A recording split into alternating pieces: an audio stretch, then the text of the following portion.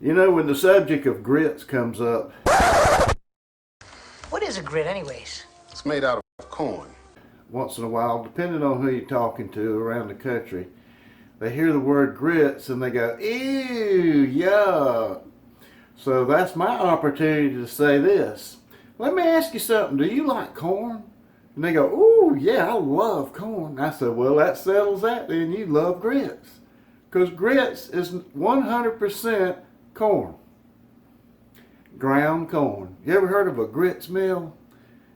Throw the corn in and they grind it down. And you get grits. It's nothing but corn, nothing else. Just corn. So if you love corn, you love grits.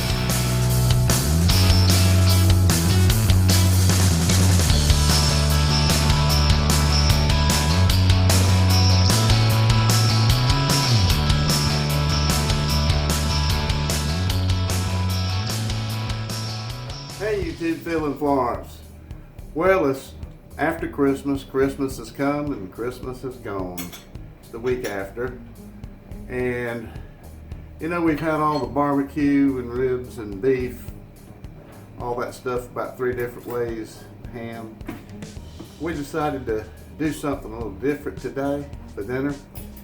So Janet had some sockeye salmon. We've got a half a fish here, so we're going to season it up and throw it on the Weber kettle. Now, let me do a preface this here, disclaimer, whatever you want to call it. If you watch 25 videos on YouTube, you'll see 25 different recipes or ways to cook salmon. And you know, there's good, better, and best and all that. I'll just say ours is going to be in the middle there somewhere. This is just how we do it. We're not experts at salmon cooking. So I'm just going to season it up a little bit and take it outside. So stand by, you stay with me. What we're going to do first is put a little olive oil on top of the salmon. Just enough to coat it down.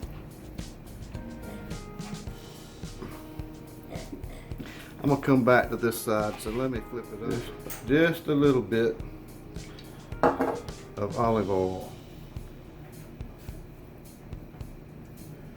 Just enough to make the salt stick. I'm just going to put salt on the skin side.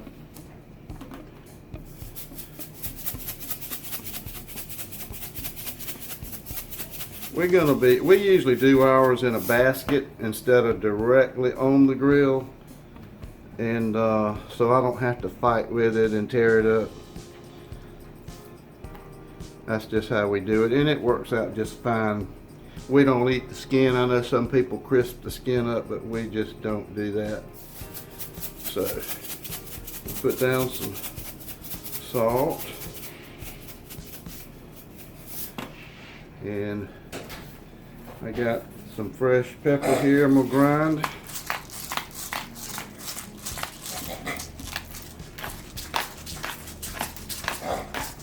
Hand's a little oily, so it's hard to grasp hold of this thing. Real good. And I've got some dill weed here. We couldn't find any fresh today, so we got this organic. Here you go, organic dill weed. It'll work just fine. Just a little bit sprinkled on top. From what I heard from an expert, this marries up her lemon. And just squirt some lemon down on it.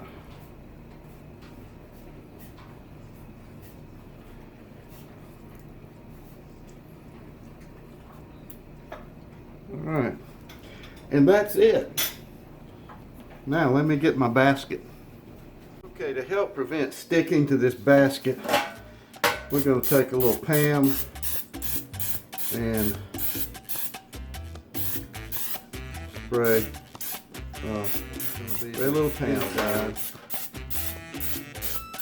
Alright, I think we need this side of it off this fish in the basket. I might just do it crossways, rather.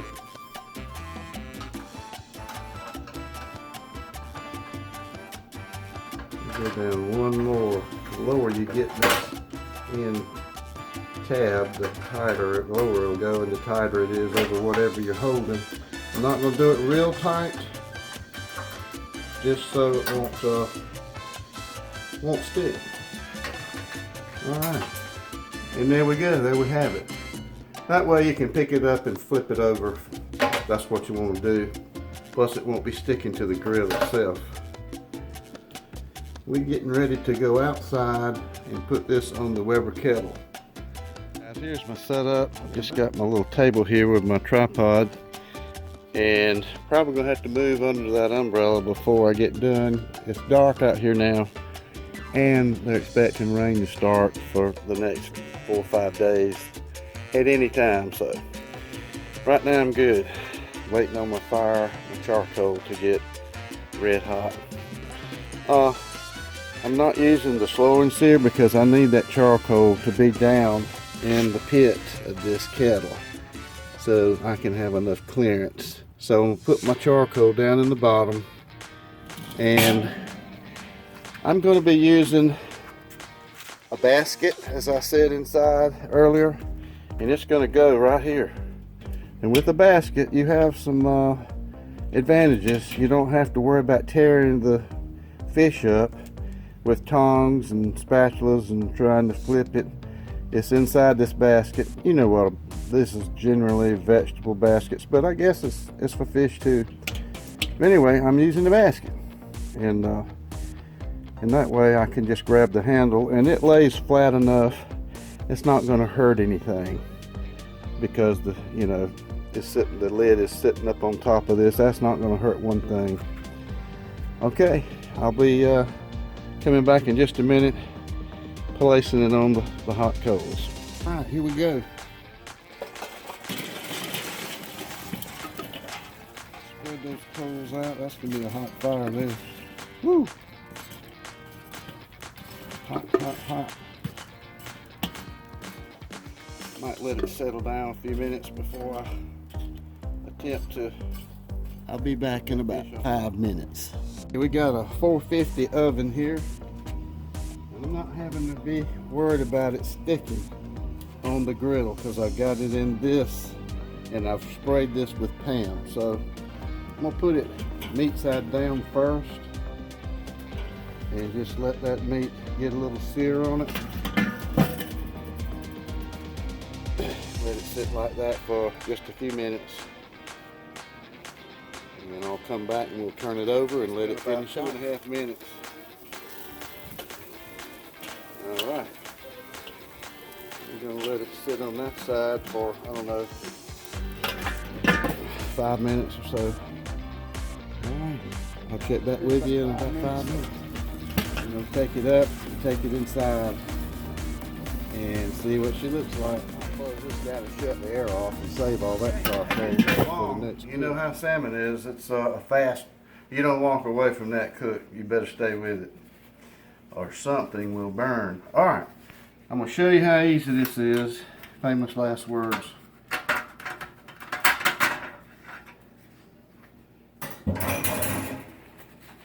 I will get my spatula. Not needing a spatula, but you need one to get it out of here.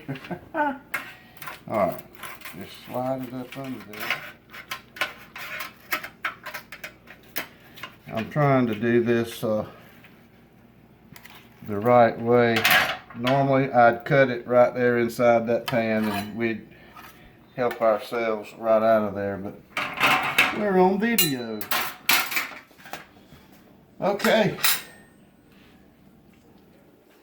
Let's put a little more lemon juice on it.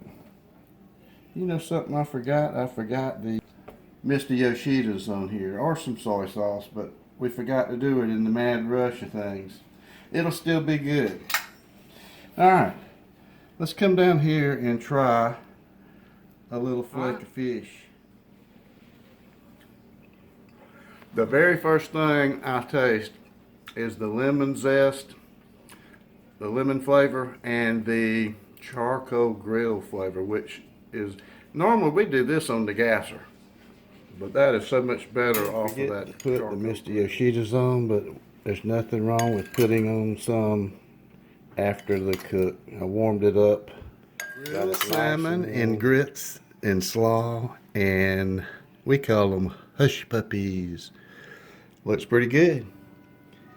I haven't buttered down my grits yet, but they'll get a chip of butter on them.